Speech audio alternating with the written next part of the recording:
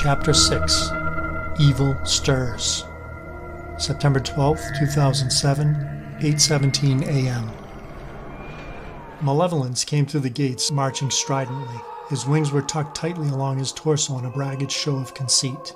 Several hind legs and tails of burrowed pride demons were extending from the creases and crevices of his chest scales. He high-stepped in full pomp down the center aisle, past the vast chasms of heckling spirits, and halted stiffly before the 7 heads of sin. His clawed hand snapped an arrogant salute from the horn on his brow plate, prompting the hulk of greed to arise from his high seat. "Messenger, what business brings you before the throne of death?" Malevolence genuflected his respect. "I am here to report the possible coming of the prophesied servant of 2 Old Stable Lane." Greed's swaying tail lashed across the chamber and slammed a mighty threat on the floor. "This accusation had better be valid. As surely as my master lives, which I serve, I ask for the right to speak to him, for what I seek to deliver is done so in the utmost confidence." "Very well, messenger." The 7 heads of sin crashed down from their high seats, forming a semicircle before the fiery gates of the abyss and the exalted dais. Standing wingtip to wingtip, pride, envy, gluttony, lust, anger, greed, and sloth began paying homage to the enormous wall of folded wings that was seated in the great throne of death. "We worship and serve the Tempter, the god of this world, the King. Devastation is the work of the Wicked One, the Prince of the Air, the Father of Lies. Havoc and mayhem is given to the anointed cherub, the serpent, Lucifer. All evil cometh by the will of the devil, the dragon, Satan. Hear our calls, O Beelzebub, adversary, accuser of the brethren. We ask that you weigh the report that is here delivered, O enemy, thief, murderer. We seek the counsel of the roaring lion, the corrupter of minds, the oppressor. All power, honor, and glory be to you, the fallen archangel." Satan's curtained wings unfolded in a whoosh of hate. Licks of fire playing at the corners of his serpent's eyes, he stared down on his gathered. "What inspires such praise and worship of death?" he hissed. Greed stepped forward and bowed humbly. "Sire, there is a most important message from your underling, Malevolence." The serpent slithered forward in a hover over the sulphurous discharges of the abyss. "My sinister minion who imparts evil and harm. What is it that you bring before me?" Malevolence spread his wings in an overflow of eagerness. "Sire, as you know, I have kept a 214-year watch over the Old Stable Lane site for your interests in the prophesied redeemer of hundreds of thousands of souls. Well, your wait may be over." Satan's wings vibrated shockwaves of hate throughout the chamber.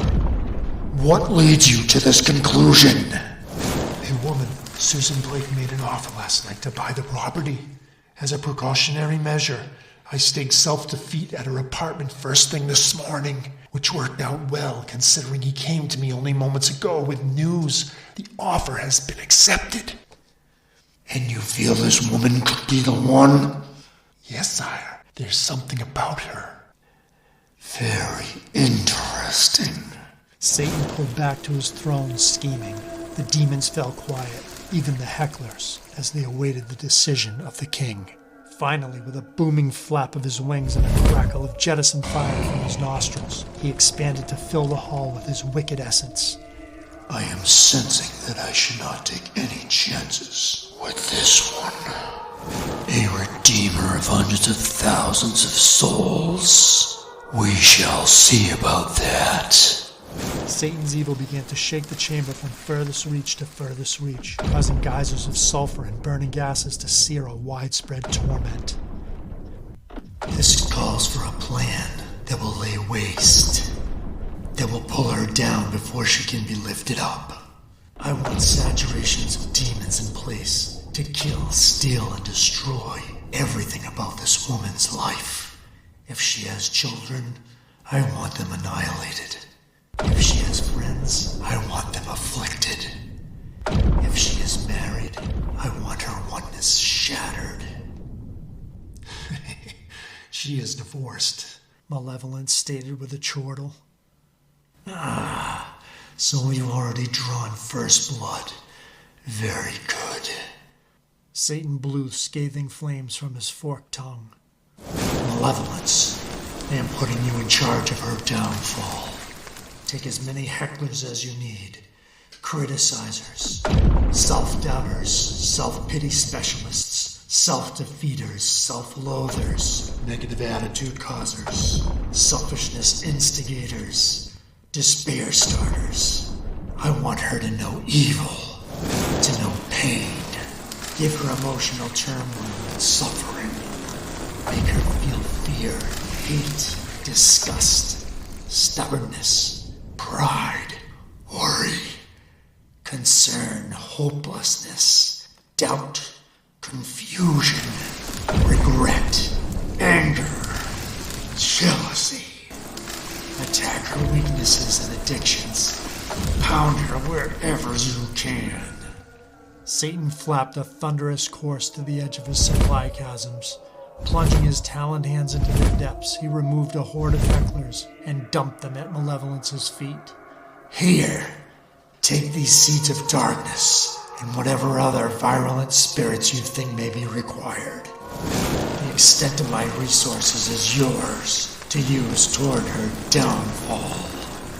In a slithering rush, the serpent affronted his in-charge minion. There is just one thing. You must not fail me. This Susan Blake is to be oppressed to the point of having nothing to do with that self-righteous spirit of Christ.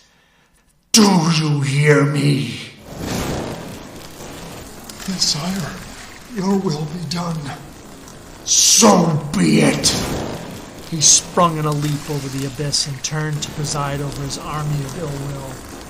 Consider this a great victory for the kingdom of evil. We are going to take God's prophecy and dismantle it piece by piece until hundreds of thousands of souls are cast into the eternity of my abyss, including the servant, Susan Blake. He roared an inferno of enmity over the masses of cavorting demons before slithering into his throne. All was as it should be, decidedly evil. With plumes of sulfur smoldering from his eyes, he hauled his wings closed and entombed himself within his ecstasy of hate.